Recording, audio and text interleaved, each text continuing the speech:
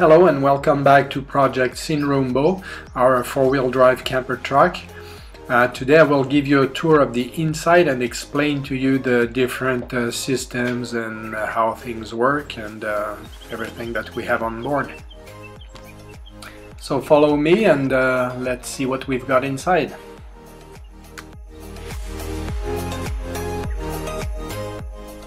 So this is how the camper looks like when we're driving, moving around. Everything is stored underneath the mattresses, out of the way. In a moment I'll show you the storage bins left and right of the hallway. So you can see that everything is kept out of sight, and this is pretty much what the camper looks like during the night, and we've got a full-size bed. At the end there, close to the truck cab, there's a wardrobe on the left with the electrical compartment underneath, sink with water pump in the middle, and then the fridge on the right side. Here you can see that the mattresses fit across the cab, so we can make space in the camper section to move things around. So I'm now inside the camper looking towards the right hand side, the passenger side, and this is the chemical toilet that we carry on board. It has a 10-liter water tank, and it's very practical for wild camping and campgrounds that don't have clean washrooms. Now let's move along to the storage bins. This one over the wheel well, and as you can see they're designed to receive plastic storage boxes. So now here is the fridge. It's a 48-liter model that doesn't have a compressor, so it's very quiet, which is nice at night.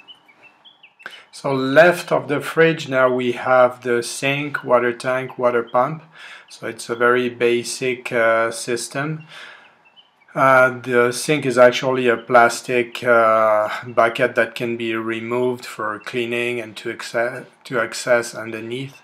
We also have some sponges that we keep. We draw water from a 20-liter jug through a filter and a water pump. So here is the water pump. It's a pressure activated pump. Which means that it detects the pressure change as soon as we open and close the tap, and it turns on and off accordingly. So because everything's removable in that sink unit, we have easy access to the pump, the hoses and the wiring. So here's the wardrobe unit. It's fairly small, but there's room for 2-3 jackets at the end of the day. Now the bottom of the wardrobe unit has a removable cover that gives us access to the core of the camper and the most complex part, because it's the electrical system. It's based on deep cycle battery that powers an inverter. And the inverter converts the 12 volts from the battery to 220 volts for the fridge, the lights, the outlets.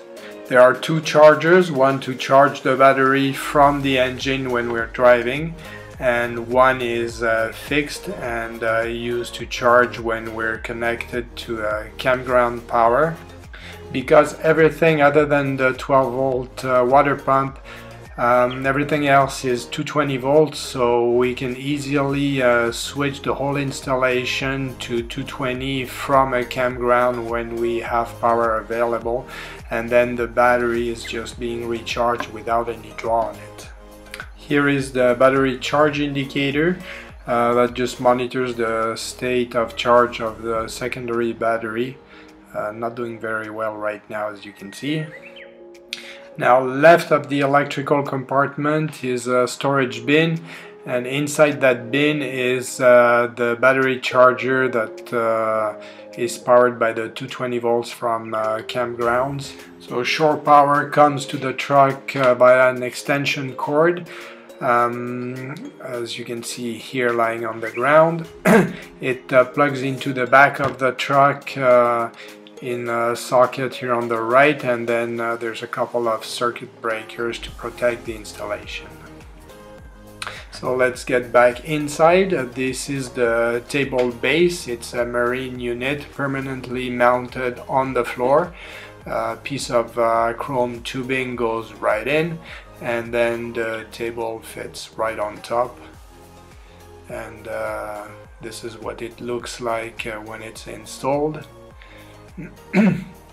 Now the table actually goes right down into the hallway and becomes support for the bed.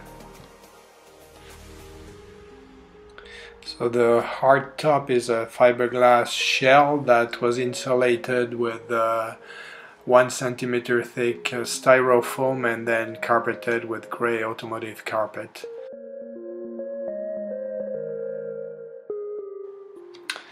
And now for the details, the finishing details. The 3 spotlights are 220 volts, as I've said before, and they're LED. These are the curtains, very dark blue on the outside and a pattern on the inside. Seat cushions are 8 centimeter thick high density foam. Here is one of the light switches and the 220 volt outlet for charging computers and cell phones. Now around the tailgate I added some rubber gasket to prevent the dust from coming in and prevent drafts as well at night. There's curtains to close the back window as well, and fire extinguisher of course.